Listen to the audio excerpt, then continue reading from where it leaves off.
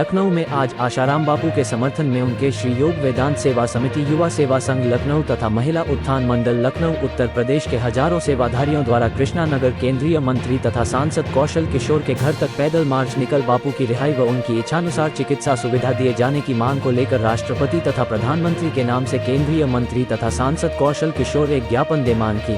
वहीं हजारों की संख्या में मंत्री के घर पहुंचे समर्थकों ने नारेबाजी करते हुए मांग की। साथ ही इस मौके पर आए हुए समर्थकों ने कहा कि झूठे आरोपों के तहत जोधपुर कारागार में रखे गए 86 वर्षीय संत आशाराम जी बापू के स्वास्थ्य की स्थिति अत्यंत नाजुक है।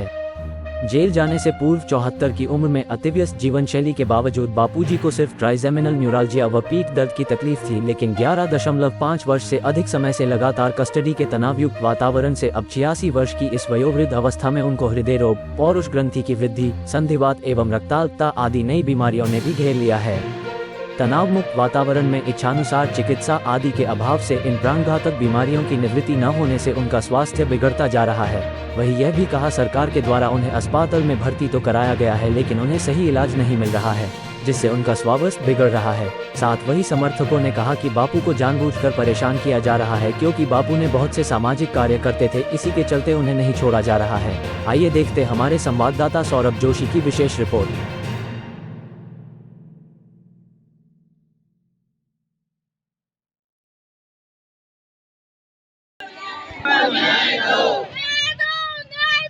बापूजी को न्याय दो, बापूजी को न्याय दो, बापूजी। मंत्री से क्या मांग है? निर्दोष हैं, बापूजी निर्दोष हैं। रिहा करो, बापूजी को रिहा करो, बापूजी को रिहा करो। आशाराम बापू जेल में हैं और एक केस के मामले में तो जो सब उनके अनुयायी आज आए हुए मेरे पास, इनका एक ज्ञापन आदरणीय महामहिम श्रीमती द्रौपदी मुर्मू जी के नाम है, राष्ट्रपति जी के नाम, माननीय प्रधानमंत्री आदरणीय श्री नरेंद्र मोदी जी के नाम एक ज्ञापन है, और एक मुख्यमंत्री जी जो गुजरात के हैं माननीय भूपेंद्र पटेल जी के, उनके नाम एक ज्ञापन है। तो इस ज्ञापन की कॉपी को हम भेजेंगे और प्रयास करेंगे कि जो इनकी मांग है उस पर विचार करके और जो इनकी मांग है उसको पूरा करने का काम किया जाए। ऐसा मैं एक बार प्रयास करने का काम करूंगा और इसे भेजने का काम करूंगा। मंत्री जी, केंद्र में पिछले 10 साल से आपकी सरकार है और राज्य में भी आपकी सरकार है, तो 10 सालों में अगर ऐसा क्यों होगा? अभी ये कोर्ट में मैटर है, इसलिए कोर्ट के मैटर पे हम कुछ नहीं बोल सकते हैं, कोर्ट ही निर्णय करेगा। लेकिन जो और जो चीज़ों की इनकी जो डिमांड है उस पर बात करने के बाद ही बता पाएंगे। समय मैं विद्यार्थी थी, स्कूल जाने वाली, उस समय से बापूजी की संस्था, बापूजी के सेवा कार्य से जुड़े हुए हैं। बापूजी के ऊपर पिछले 10-12 साल से जो अन्याय हो रहा है, रियली उनको प्रताड़ित किया जा रहा है। और इस समय जो बापूजी की उम्र और जो उनके शरीर में बीमारी है, जो अवस्था है बापूजी की, वो बहुत ज़्यादा जानलेवा है, जिसके लिए डॉक्टर्स भी बहुत अलार्म कर चुके हैं। लेकिन बापूजी को एक सिंगल डे का भी पैरोल नहीं दिया जा रहा है। क्या बापूजी से इतना ज़्यादा अमानवीय व्यवहार आपको नहीं लगता है कि ये नेशनल इंटरनेशनल साजिश है? तो इसलिए हम मांग करने आए कि बापूजी के हेल्थ के इशू को देखते हुए, उनकी जो सीरियस प्रॉब्लम है हेल्थ की, उसको देखते हुए उनको पैरोल मिलना चाहिए, उनको बेल मिलना चाहिए। ये आप कैसे कह सकते हैं? कुछ आपके पास सबूत है? बिल्कुल है, हमारे पास एविडेंस बिल्कुल है। आप पॉस्को एक्ट के बारे में उस लड़की ने जो आरोप लगाया, जो बात बताया, वो बताती है कि वो राजस्थान की बात है और वो केस कहाँ पे करती है? दिल्ली में जाके, क्योंकि वहाँ पे कोई भी एविडेंस के बिना पे केस की सुनवाई की जा सकती है। लेकिन जब आप एविडेंस को देखेंगे, चार्जशीट को पढ़ेंगे, तो आपको पता चलेगा बापूजी उस समय वहाँ अवेलेबल थे ही नहीं। वहाँ बापूजी उस समय किसी दूसरे फंक्शन में थे। और बाकी जो भी बताया गया कि लड़की नाबालिग है, उसका एज का प्रूफ है कि वो नाबालिग थी ही नहीं। तो बहुत सारे, एक दो नहीं कई सारे, और सुप्रीम कोर्ट के जो वकील हैं, बहुत सारे नामी नेता हैं, वो भी बापूजी के चार्जशीट को पढ़ के ये बोल चुके हैं कि बापूजी के साथ अन्याय हो रहा है। लेकिन जिस उम्र में हमारे अगर घर में ग्रैंड पेरेंट्स हो ना, तो अपने बिस्तर से नहीं उठ पाएंगे। बापूजी को इतनी ज़्यादा सीरियस हेल्थ की प्रॉब्लम है, हीमोग्लोबिन लो है, ट्राइजेमिनल है, हार्ट में ब्लॉकेज है। लेकिन इतना अमानवीय व्यवहार मुझे नहीं लगता है कि बापूजी ने किसी आतंकवादी जितना कोई गलत काम किया है, उन पे आरोप लगा है, झूठा आरोप। तो कम से कम स्वास्थ्य के लिए तो बापूजी को पैरोल और बेल मिलनी चाहिए, मुझे ऐसा लगता है। तो इसलिए हम सभी यहाँ आए तो हैं। ये किसकी साजिश लग रही है, जैसा कि आपने अभी तक किसी का नाम ओपन नहीं किसी तरह का हो पा रहा। नाम इसमें क्या ओपन किया जाए, ये तो सीधी सी बात है कि बापूजी की सीधी लड़ाई हिंदू धर्म के लिए उन्होंने बहुत काम किया है, तो इंटरनेशनल साजिश की गई है उनके लिए। जो ईसाई मिशनरियाँ थी उनका नुकसान हुआ है, तो मुझे लगता है कि ये इंटरनेशनल साजिश बापूजी के लिए की गई है। और अब जो बेल नहीं मिल रहा है तो मुझे लग रहा है कहीं बापूजी के जान को तो खतरा नहीं है, वो लोग बापूजी की प्राण के पीछे तो नहीं पड़े हैं, जो उनके ट्रीटमेंट के लिए भी उनको बेल नहीं मिल रही है।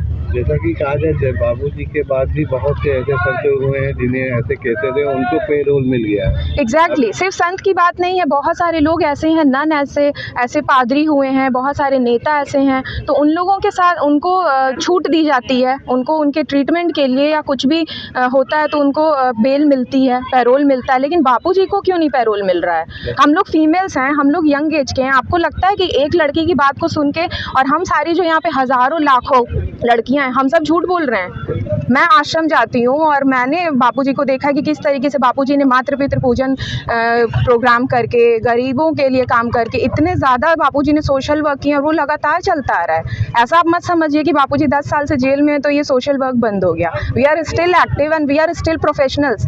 हमें कोई पेड वो नहीं है कि हमें कोई यहाँ बुलाया गया है, हम खुद बापूजी के फॉलोअर हैं और सोशल वर्क में एक्टिव रहते हैं।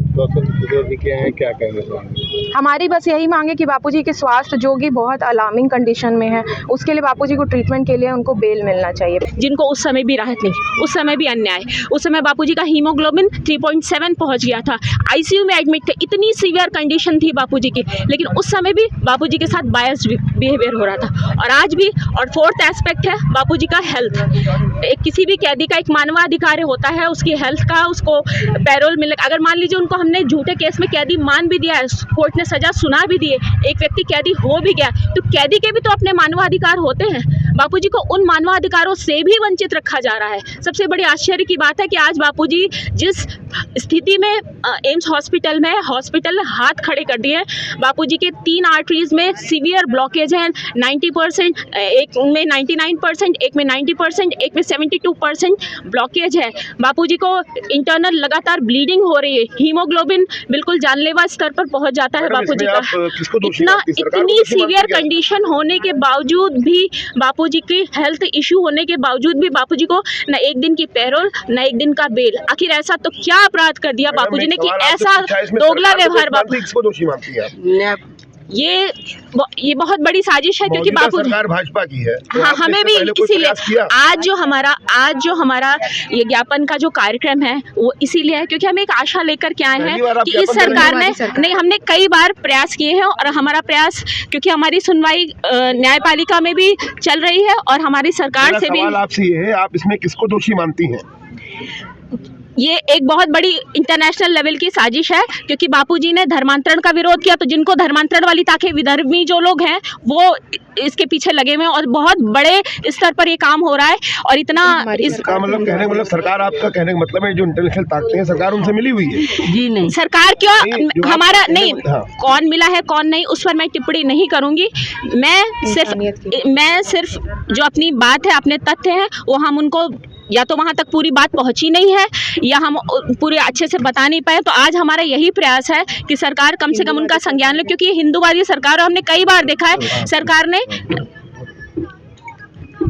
कई बार हमने देखा है कि सरकार ने मानवीय चीज़ों को लेकर के स्टेप्स उठाए, जैसे यूक्रेन वॉर में उन्होंने स्टूडेंट्स को बुलाने के लिए स्टेप्स लिए, एक्स्ट्राऑर्डिनरी स्टेप्स लिए हैं। तो यही देख कर कि सरकार मानवीय चीज़ों को भी कंसीडर करती है। तो इसीलिए बापूजी के जो मानवाधिकार हैं, मानवीय जो उनका राइट बनता है, उसके लिए हम आज इसीलिए आवाज़ उठा रहे हैं कि हमारी ये सरकार से आशा है और आशा लेकर के हम आए, और हमें आशा नहीं पूर्ण विश्वास है। जैसे राम मंदिर के डिसीजन में डिले हुआ लेकिन न्याय अंततः मिला, यही इसी आस से हम लोग आए हैं कि यहाँ भी हमको देर लगी।